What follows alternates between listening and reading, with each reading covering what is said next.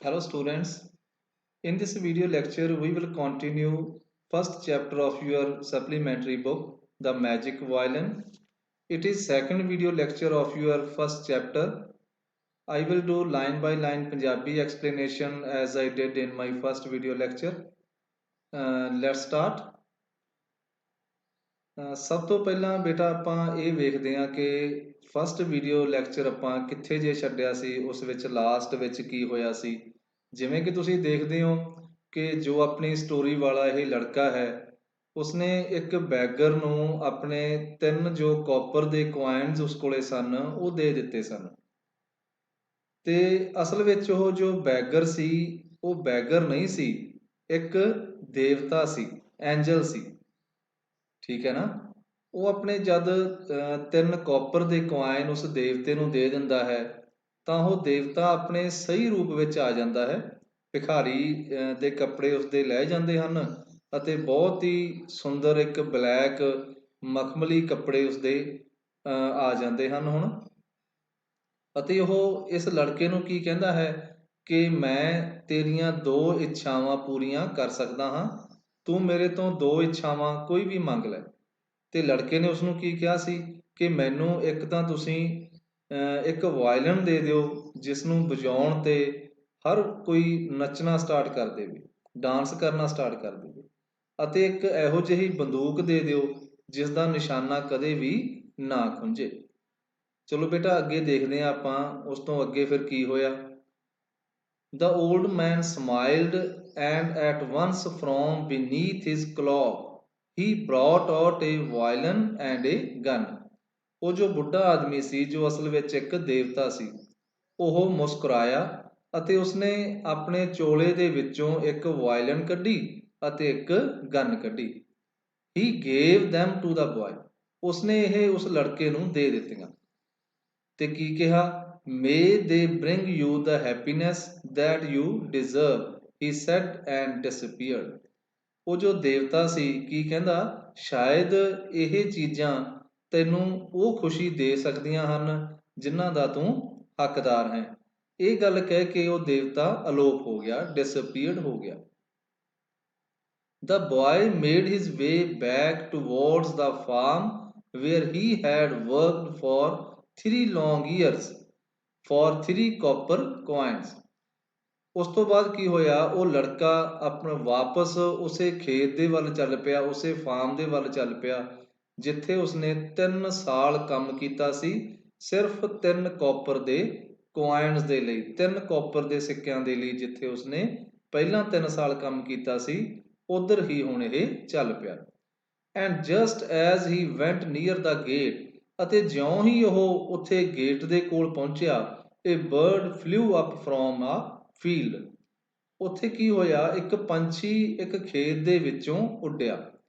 At once the boy aimed at it with his magic gun.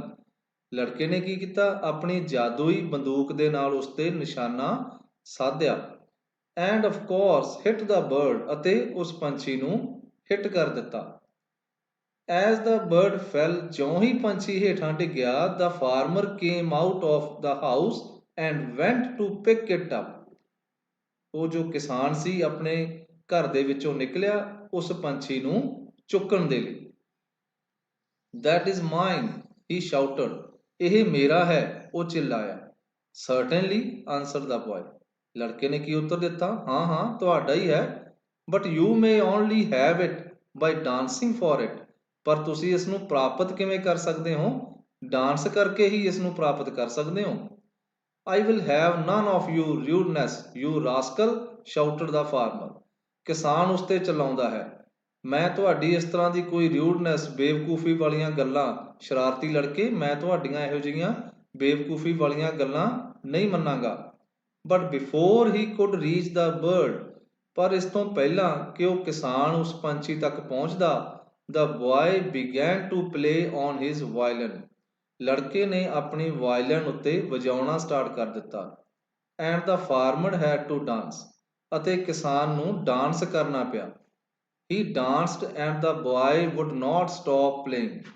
ਉਸਨੇ dance ਕਰਨਾ start ਕਰ ਦਿੱਤਾ, dance ਕਰਦਾ ਗਿਆ ਉਹ, ਅਤੇ ਲੜਕੇ ਨੇ ਵਾਇਲਨ ਵਜਾਉਣੀ ਬੰਦ ਨਾ ਕੀਤੀ। ਸਟਾਪ ਸ਼ਾਊਟਡ ਦਾ ਟਾਇਰਡ ਫਾਰਮਰ। ਹੁਣ ਥੱਕਿਆ ਹੋਇਆ ਕਿਸਾਨ ਸੀ ਜੋ, ਉਹ ਚਿल्लाया, ਬੰਦ ਕਰ ਦਿਓ, ਸਟਾਪ, ਉਹ ਪਲੀਜ਼ ਸਟਾਪ, ਕਿਰਪਾ ਕਰਕੇ ਬੰਦ ਕਰ ਦਿਓ। I will give you 1,000 pieces of silver if you only stop। ਮੈਂ ਤੁਹਾਨੂੰ 1,000 ਚਾਂਦੀ ਦੇ ਸਿੱਕੇ ਦੇਵਾਂਗਾ ਜੇਕਰ ਤੁਸੀਂ ਇਸ ਨੂੰ ਵਜਾਉਣਾ ਬੰਦ ਕਰ ਦਿਓ। Let us go and fetch them first, said the boy। ਚਲੋ ਜਾਓ ਅਤੇ ਉਹ ਪਹਿਲਾਂ ਲੈ ਕੇ ਆਓ। ਲੜਕੇ ਨੇ ਕਿਹਾ ਕਿ ਜੋ ਚਾਂਦੀ ਦੇ ਸਿੱਕੇ ਹਨ ਉਹ ਪਹਿਲਾਂ ਤੁਸੀਂ ਲੈ ਕੇ ਆਓ। So still dancing, the farmer went into his house and took the silver coins from beneath a board in the floor। ਹੁਣ ਉਹ ਕਿਸਾਨ ਡਾਂਸ ਕਰਦਾ ਹੋਇਆ ਹੀ ਜਾਂਦਾ ਹੈ, ਆਪਣੇ ਘਰ ਵਿੱਚ ਜਾਂਦਾ ਹੈ ਅਤੇ ਉਹ ਚਾਂਦੀ ਦੇ ਸਿੱਕੇ ਲੈ ਕੇ ਆਉਂਦਾ ਹੈ ਜਿਹੜੇ ਕਿ ਉਸਨੇ ਇੱਕ ਬੋਰਡ ਦੇ ਹੇਠਾਂ ਧਰਤੀ ਦੇ ਵਿੱਚ ਦੱਬੇ ਹੋਏ ਸਨ, ਜਿੱਥੇ ਉਸਨੇ ਇਹ ਕੀ ਹੈ ਛੁਪਾ ਕੇ ਰੱਖੇ ਹੋਏ ਸਨ। And the boy played on and on. ਅਤੇ ਉਹ ਲੜਕਾ ਜੋ ਸੀ ਉਹ ਵਾਇਲਨ ਵਜਾਉਂਦਾ ਹੀ ਗਿਆ। It was only when the farmer held out the 1,000 pieces of silver to the boy that he stopped playing the violin। ਲੜਕੇ ਨੇ ਵਾਇਲਨ ਵਜਾਉਣੀ ਉਦੋਂ ਹੀ ਬੰਦ ਕੀਤੀ ਜਦ ਕਿਸਾਨ ਨੇ ਉਸਨੂੰ ਉਹ ਜੋ ਸਿਲਵਰ ਦੇ ਸਿੱਕੇ ਸਨ, 1,000 ਸਿਲਵਰ ਦੇ ਸਿੱਕੇ ਸਨ, ਜਦ ਲੜਕੇ ਨੂੰ ਦੇ ਦਿੱਤੇ ਉਸ ਕਿਸਾਨ ਨੇ, ਫਿਰ ਲੜਕੇ ਨੇ ਵਾਇਲਨ ਵਜਾਉਣੀ ਬੰਦ ਕੀਤੀ। Then he went on his way। ਫਿਰ ਉਹ ਆਪਣੇ ਰਸਤੇ ਤੇ ਚੱਲ ਪਿਆ।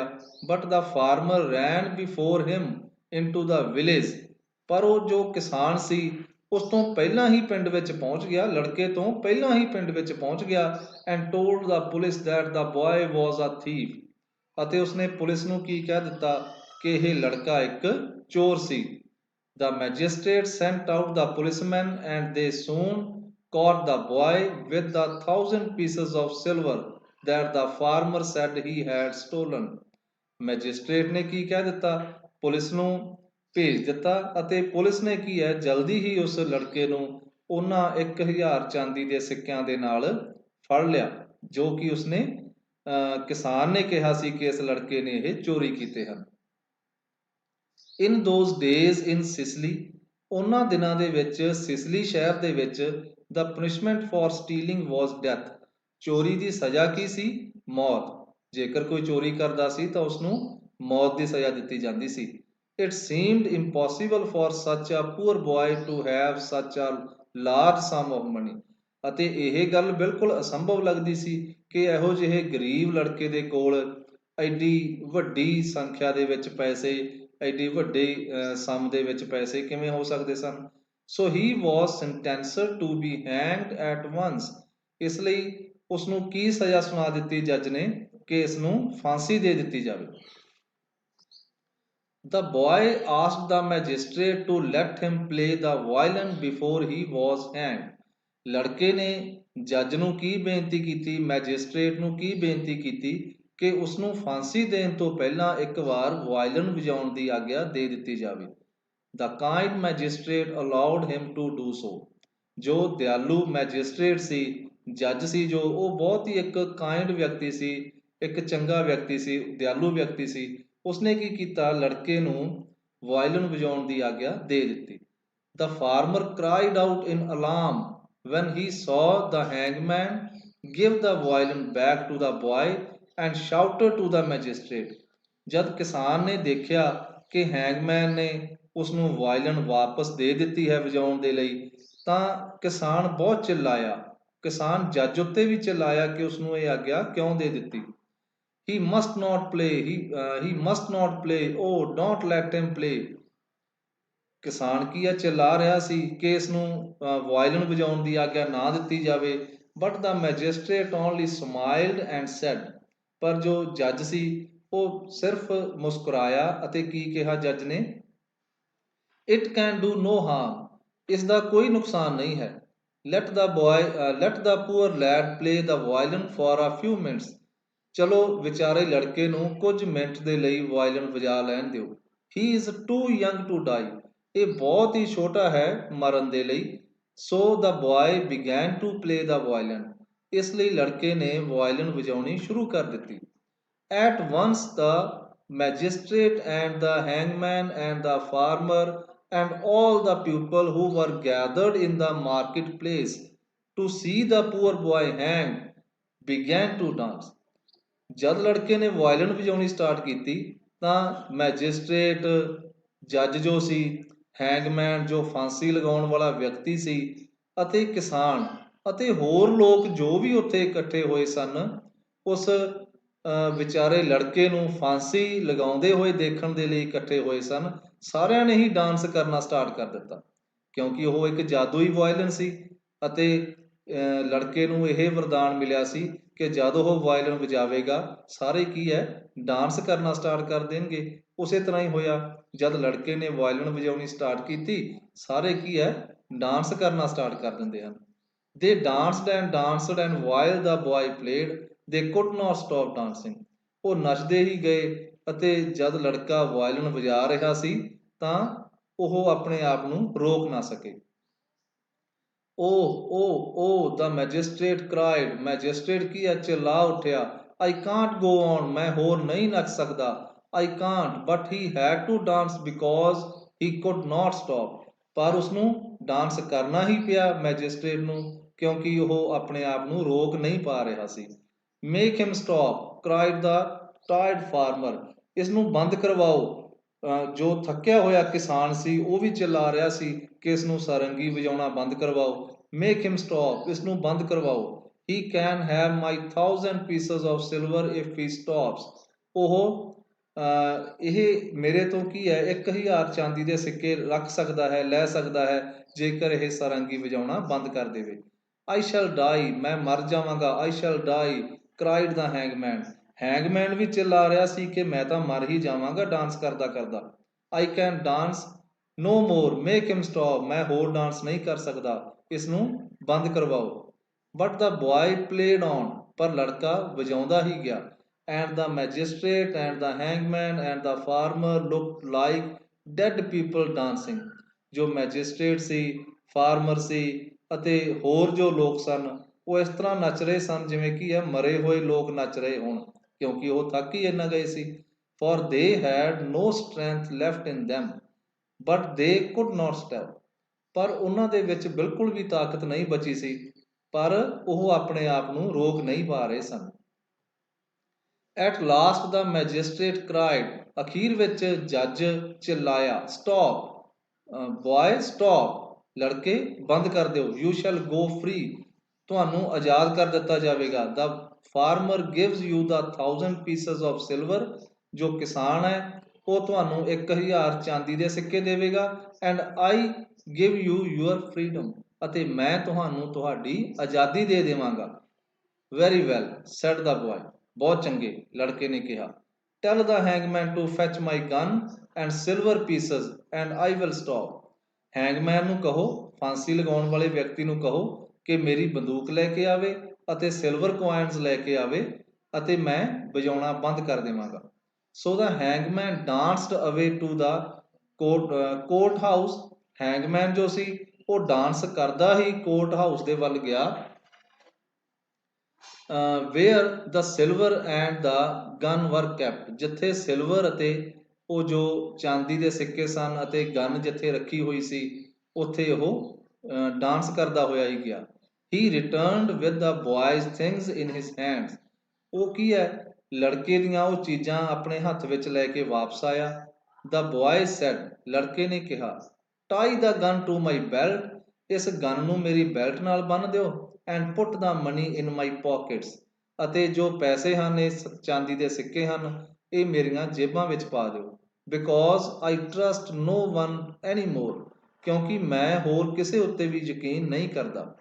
I shall not stop playing until I have that which is my own, and I am too far away from you to catch me again। ਲੜਕਾ ਕੀ ਕਹਿੰਦਾ ਹੈ, ਮੈਂ ਵਜਾਉਣਾ ਬੰਦ ਨਹੀਂ ਕਰਾਂਗਾ ਜਦ ਤੱਕ ਮੈਂ ਉਹ ਪ੍ਰਾਪਤ ਨਹੀਂ ਕਰ ਲੈਂਦਾ ਜੋ ਮੇਰਾ ਆਪਣਾ ਹੈ, ਅਤੇ ਮੈਂ ਬਹੁਤ ਦੂਰ ਨਹੀਂ ਨਿਕਲ ਜਾਂਦਾ ਕਿ ਤੁਸੀਂ ਮੈਨੂੰ ਦੁਬਾਰਾ ਫੜ ਨਾ ਸਕੋ। Okay students, sorry, our lesson is left here। When the gun was tied to his belt, ਜਦ ਗਨ ਉਸ ਦੀ ਬੈਲਟ ਦੇ ਨਾਲ ਬੰਨ੍ਹ ਦਿੱਤੀ ਗਈ and the money was in his pockets, ਅਤੇ ਪੈਸੇ ਉਸ ਦੀ ਜੇਬ ਵਿੱਚ ਪਾ ਦਿੱਤੇ ਗਏ। The boy began to walk away, ਲੜਕੇ ਨੇ ਚੱਲਣਾ ਸਟਾਰਟ ਕਰ ਦਿੱਤਾ ਉੱਥੋਂ। But he still played on the violin because he would not trust them, ਪਰ ਉਹ ਹਾਲੇ ਵੀ ਵਾਇਲਨ ਵਜਾ ਰਿਹਾ ਸੀ ਕਿਉਂਕਿ ਉਹ ਉਹਨਾਂ ਉੱਤੇ ਯਕੀਨ ਨਹੀਂ ਕਰਦਾ ਸੀ। The farmer and the magistrate and the hangman kept on dancing in the marketplace, ਜੋ ਕਿਸਾਨ ਸੀ, ਜੱਜ ਸੀ ਅਤੇ ਹੈਂਗਮੈਨ ਸੀ, ਉਹ ਡਾਂਸ ਕਰਦੇ ਰਹੇ, ਮਾਰਕੀਟ ਵਿੱਚ ਹੀ ਡਾਂਸ ਕਰਦੇ ਰਹੇ। until the sound of the violin had died in the distance, ਜਦ ਤੱਕ ਵਾਇਲਨ ਦੀ ਸਾਊਂਡ ਸੀ, ਜੋ ਆਵਾਜ਼ ਸੀ, ਦੂਰ ਤੱਕ ਆਉਣੀ ਬੰਦ ਨਾ ਹੋ ਗਈ, ਤਦ ਤੱਕ ਕੀ ਹੈ ਉਹ ਤਿੰਨੇ ਡਾਂਸ ਕਰਦੇ ਰਹੇ। then they fell on the ground because they were all very tired, ਫਿਰ ਉਹ ਗਰਾਊਂਡ ਉੱਪਰ ਹੀ ਡਿੱਗ ਪਏ, ਧਰਤੀ ਉੱਪਰ ਹੀ ਡਿੱਗ ਪਏ ਕਿਉਂਕਿ ਉਹ ਕੀ ਹੈ ਬਹੁਤ ਜ਼ਿਆਦਾ ਥੱਕ ਗਏ ਸਨ।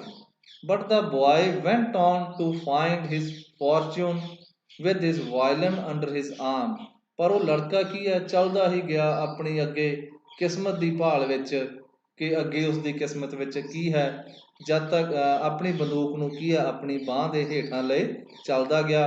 ਹਿਸ gun on his back, violin ਨੂੰ ਆਪਣੀ ਬਾਂਹ ਦੇ ਹੇਠਾਂ ਲੈ ਕੇ ਅਤੇ ਉਸ ਗਨ ਨੂੰ ਆਪਣੀ ਢੂਈ ਉੱਪਰ ਟੰਗ ਕੇ ਉਹ ਚੱਲਦਾ ਗਿਆ। And the 1000 pieces of silver in his pocket, ਅਤੇ ਜੋ 1000 ਚਾਂਦੀ ਦੇ ਸਿੱਕੇ ਸਨ ਉਹ ਉਸ ਦੀ ਜੇਬ ਵਿੱਚ ਪਾਏ ਹੋਏ ਸਨ। Okay students, here we have completed our chapter, your first chapter of supplementary book, The Magic Violin. Here we have completed it. I hope you have understood it and enjoyed it. Okay, goodbye students.